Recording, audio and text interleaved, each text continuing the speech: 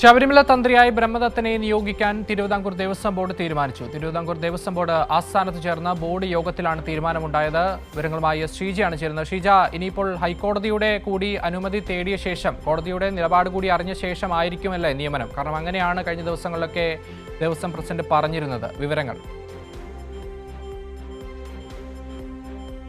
ഇന്ന് ചേർന്ന ദേവസ്വം ബോർഡിന്റെ യോഗത്തിൽ തിരുവിതാംകൂർ ദേവസ്വം ബോർഡ് യോഗത്തിലാണ് ഇപ്പോൾ ശബരിമലയിലെ തന്ത്രിയായി കണ്ഠരര് ബ്രഹ്മദത്തിനെ തീരുമാനിച്ചിരിക്കുന്നത്. അതിന്റെ ഔദ്യോഗികമായിട്ടുള്ള തീരുമാനം അവർ കൈക്കൊണ്ടിരിക്കുന്നു. ചിങ്ങം 1-ന് അദ്ദേഹം ചുമതലയേൽക്കും എന്നുള്ളതാണ് ഇപ്പോൾ തിരുവിതാംകൂർ ദേവസ്വം ബോർഡിന്റെ തീരുമാനത്തിൽ നിന്ന് മനസ്സിലാക്കാൻ സാധിക്കുന്നത്. യോഗത്തിന്റെ തീരുമാനം അത് കൃത്യമായ രീതിയിൽ തന്നെ ഹൈക്കോടതിയെയും അറിയിക്കുന്നതായിരിക്കും.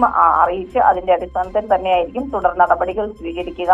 ഇതുമായി ബന്ധപ്പെട്ടുകൊണ്ട് പ്രത്യേക ഒരു തന്ത്രിമാരുടെ സമിതി അടക്കം നിയോഗിച്ച് അതിൽ പരിശോധന നടത്തിയാണ് ഇപ്പോൾ അതായത് കണ്ഠരര് ബ്രഹ്മദത്തനിലേക്ക് ഈ ഒരു തീരുമാനത്തിലേക്ക്, തന്ത്രിയെ നിയമിച്ചുകൊണ്ടുള്ള തീരുമാനത്തിലേക്ക് ഇപ്പോൾ തിരുവിതാംകൂർ ദേവസ്വം ബോർഡ് എത്തിയിരിക്കുന്നത്. ശരി, കണ്ഠരര് ബ്രഹ്മദത്തനെ ശബരിമല തന്ത്രിയായി നിയോഗിക്കാൻ തിരുവിതാംകൂർ ദേവസ്വം ബോർഡ് യോഗത്തിൽ തീരുമാനമായിരിക്കുകയാണ്. ശ്രീജയാണ് വിവരങ്ങൾ നൽകിയത്.